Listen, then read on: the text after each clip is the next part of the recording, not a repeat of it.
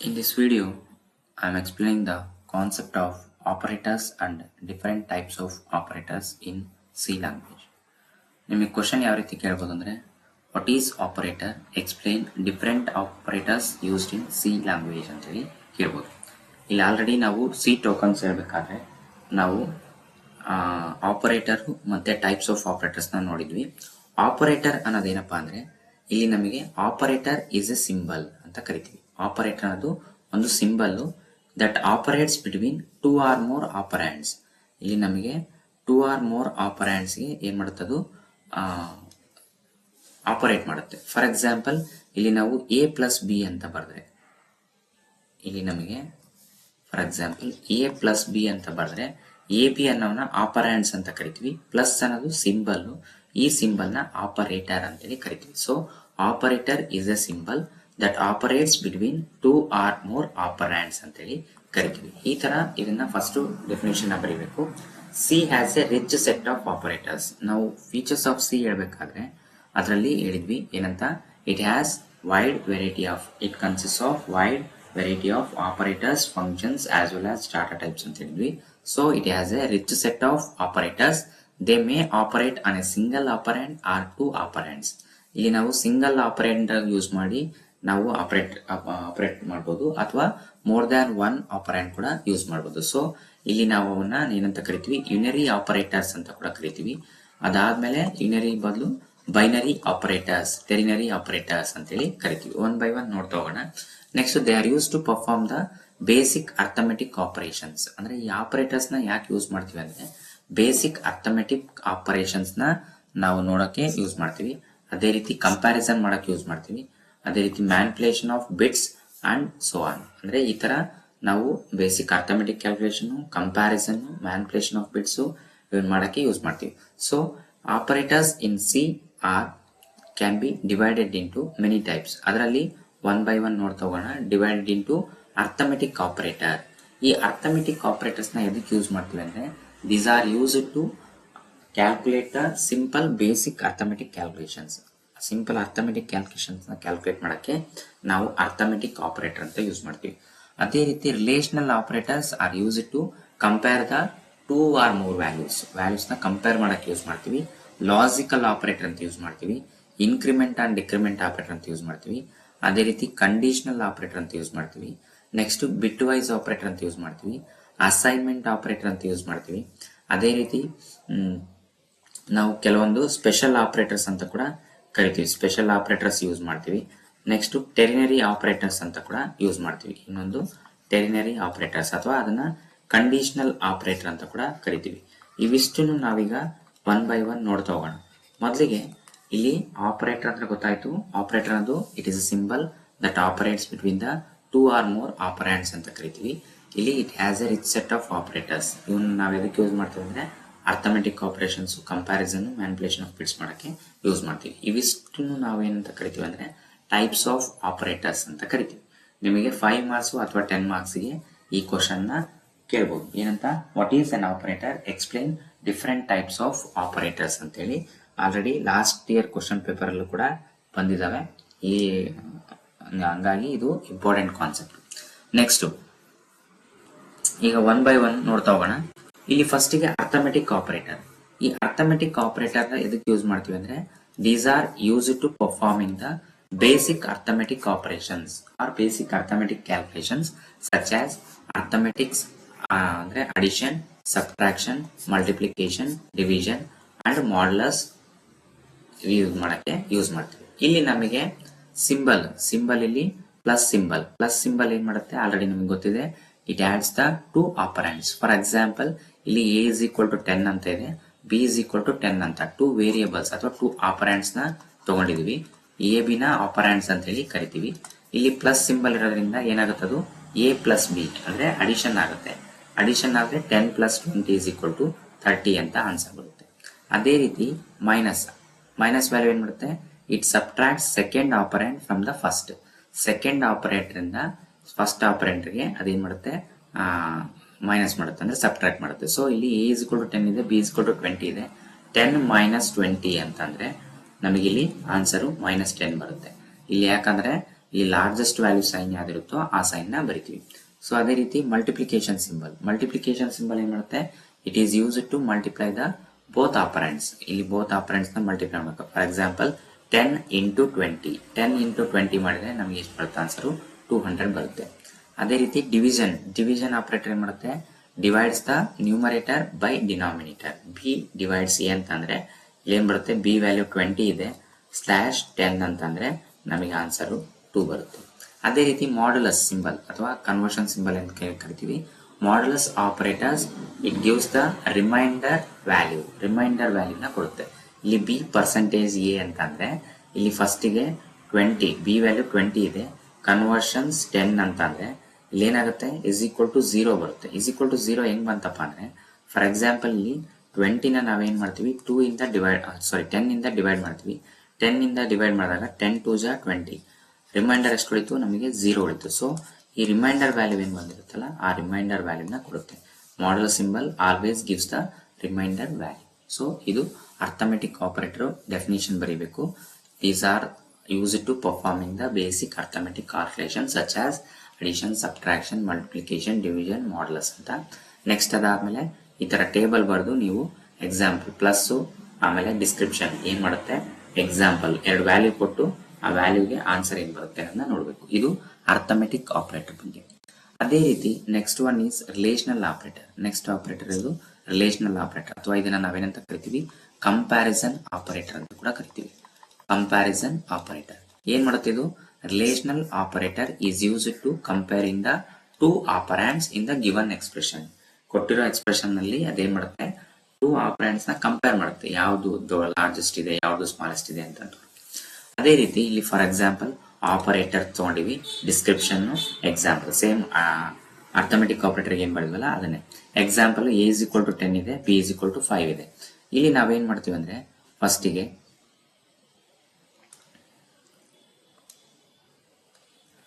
Less than symbol ಇದೆ. Less than symbol ಏನ್ ಮಾಡುತ್ತಂದ್ರೆ it checks if the value of left operand is less than the value of right operand. So ಇಲ್ಲಿ A value 10 ಇದೆ, B value 5 ಇದೆ, less than operate 10 less than 5 ಅಂತಂದ್ರೆ ನಮಗೆ ಈ condition ಏನಾಗುತ್ತೆ, ಫಾಲ್ಸ್ ಆಗುತ್ತೆ. So it gives false or 0 ಅಂದ್ರೆ falls, true ಅಂದ್ರೆ 1 ಅಂತೇಳಿ ಬರುತ್ತೆ. 10 ಲೆಸ್ ದ್ಯಾನ್ 5 ಅಂದ್ರೆ ಅದು ಫಾಲ್ಸ್ ಕಂಡೀಷನ್. ನೆಕ್ಸ್ಟ್ ಅದೇ ರೀತಿ less than or equal to ಏನ್ ಮಾಡುತ್ತೆ, 10 less than or equal to. ನಾವೀಗ ಮ್ಯಾನುವಲ್ ಆಗಿ ಲೆಸ್ ದ್ಯಾನ್ ಈಕ್ವಲ್ ಟು ನ ಈ ತರ ಬರಿತೀವಿ, ಆದ್ರೆ ಇಲ್ಲಿ ಕೀಬೋರ್ಡ್ ಅಲ್ಲಿ ಈ ತರ ಸಿಂಬಲ್ ಇಲ್ಲ, ಹಂಗಾಗಿ ಫಸ್ಟ್ ಲೆಸ್ ದ್ಯಾನ್ ಸಿಂಬಲ್ ಬರೆದು ಆಮೇಲೆ ಈಕ್ವಲ್ ಟು ಸೈನ್ ನ ಬರಿತೀವಿ. So is less than or equal to 10 is less than or equal to 5. 10 is less than equal to 5 ಅಂದ್ರೆ ಇದು ಕೂಡ ನಮಗೆ ಕಂಡೀಷನ್ ಏನು false. So it gives the 0. Next greater than value ಏನ್ ಕೊಡುತ್ತಂದ್ರೆ checks if the value of the left operand is greater than the value of the right operand.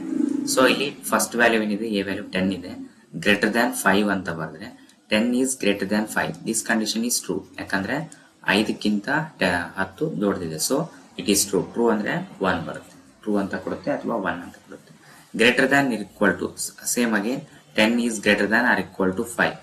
So ಯಾವ್ದಾದ್ರು ಒಂದು condition greater than ಆಗಿರ್ಬೋದು ಅಥವಾ equal to ಆಗಿರ್ಬೋದು, ಹಂಗಾಗಿ ಈ value ಕೂಡ ನಮ್ಗೆ ಏನ್ ಬರುತ್ತೆ, ಟ್ರೂ ಅಂತೇಳಿ ಬರುತ್ತೆ.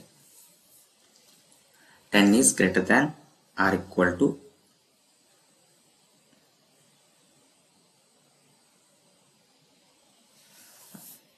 ಇಲ್ಲಿ ಸ್ವಲ್ಪ ರಾಂಗ್ ಆಗಿದೆ, ಇದು ಟ್ರೂ ಬರುತ್ತೆ, ಫಾಲ್ಸ್ ಬರಲ್ಲ, ಟ್ರೂ ಬರುತ್ತೆ.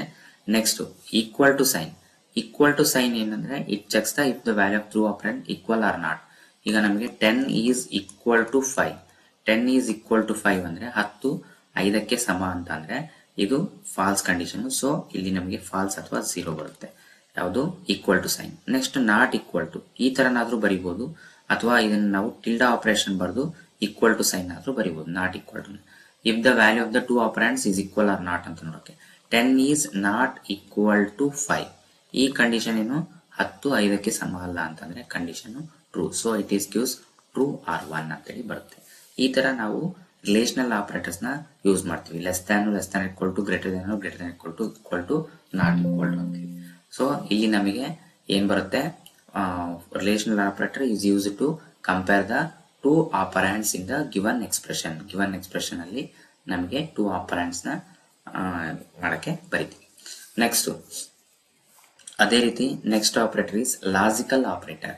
ಈ ಲಾಜಿಕಲ್ ಆಪರೇಟರ್ನ ಯಾವಾಗ ಯೂಸ್ ಮಾಡ್ತೀವಪ್ಪ ಅಂದರೆ, for example in a program we are using more than one condition ಇದ್ದಾಗ ಅಲ್ಲಿ ನಾವು ಏನ್ ಮಾಡ್ತೀವಿ, ಲಾಜಿಕಲ್ ಆಪರೇಟರ್ಸ್ನ ಅಂಡ್ ಆಗಿರ್ಬೋದು, ಆರ್ ಆಗಿರ್ಬೋದು, ಇವನ್ನ ಯೂಸ್ ಮಾಡ್ತೀವಿ.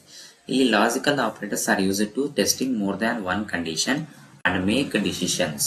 Some of the logical operators are ampersand, double ampersand ನ ಬರೆದ್ರೆ ಇದನ್ನ ಲಾಜಿಕಲ್ ಅಂಡ್ ಅಂತೇಳಿ ಕರಿತೀವಿ. ನೆಕ್ಸ್ಟ್ ಇಲ್ಲಿ ಏನಾಗುತ್ತೆ, if both the operands are non zero then condition becomes true. ಇಲ್ಲಿ both the operands are non zero ಅಂದ್ರೆ ಝೀರೋ ಆಗಿಲ್ಲ ಅಂದ್ರೆ ಅವಾಗ ಏನಾಗುತ್ತೆ, ನಮಗೆ ಅಂಡ್ ಆಪರೇಷನ್ ಅಲ್ಲಿ ರಿಟರ್ನ್ ಟ್ರೂ ವ್ಯಾಲ್ಯೂ ಬರುತ್ತೆ. ಅಥವಾ ಇಲ್ಲಿ ಯಾವ್ದಾದ್ರು ಒಂದು ವ್ಯಾಲ್ಯೂ ನಮಗೆ ಏನಾದ್ರು ಝೀರೋ ಬಂತಂದ್ರೆ ನಮಗೆ ಅಲ್ಲಿ ಏನಾಗುತ್ತೆ, ಅಲ್ಲಿ ಫಾಲ್ಸ್ ಅಂತ ಬರುತ್ತೆ. ಇಲ್ಲಿ example A is equal to 10 ಇದೆ and B is equal to 5 ಇದೆ.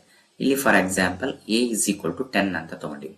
ಎ ಇಸ್ ಈಕ್ವಲ್ ಟು 10 ಅಂದ್ರೆ 10 ಈಸ್ ಈಕ್ವಲ್ ಟು 10 ಅಂತ, ಈ ಕಂಡೀಷನ್ ಟ್ರೂ. ಅದೇ ರೀತಿ ಅಂಪರ್ಸ್ಯಾಂಡ್, ಡಬಲ್ ಅಂಪರ್ಸ್ಯಾಂಡ್ ಮಾಡಿದ್ರೆ ಅಂಡ್ ಆಪರೇಷನ್. ನೆಕ್ಸ್ಟ್ ಏನ್ ಕೊಟ್ಟಾರ, B is greater than 5, B is equal to 5 ಇದೆ, 5 ಈಸ್ ಗ್ರೇಟರ್ ದ್ಯಾನ್ 5, ಈ ಕಂಡೀಷನ್ ಟ್ರೂ ಇದೆ, ಈ ಕಂಡೀಷನ್ ಫಾಲ್ಸ್ ಇದೆ. ಸೊ ನಮಗೆ ರಿಸಲ್ಟೆಂಟ್ ಔಟ್ಪುಟ್ ಏನ್ ಬರುತ್ತೆ ಅಂದ್ರೆ ಫಾಲ್ಸ್ ಬರುತ್ತೆ. ನಮಗೆ ಟ್ರೂತ್ ಟೇಬಲ್ ಗೊತ್ತಿದೆ, in and operation both the inputs are true then the resultant output is true. ಎರಡೂ ಇನ್ಪುಟ್ ಟ್ರೂ ಇದ್ದಾಗ ಮಾತ್ರ ರಿಸಲ್ಟೆಂಟ್ ಔಟ್ಪುಟ್ ಟ್ರೂ ಬರುತ್ತೆ. In all other condition it will be false. So logical and operation ಗೊತ್ತಾಯ್ತು. Next ಅದೇ ರೀತಿ ಈ symbol ನ ನಾವು ಪೈಪ್ ಲೈನ್ ಅಂತೇಳಿ ಕರಿತೀವಿ.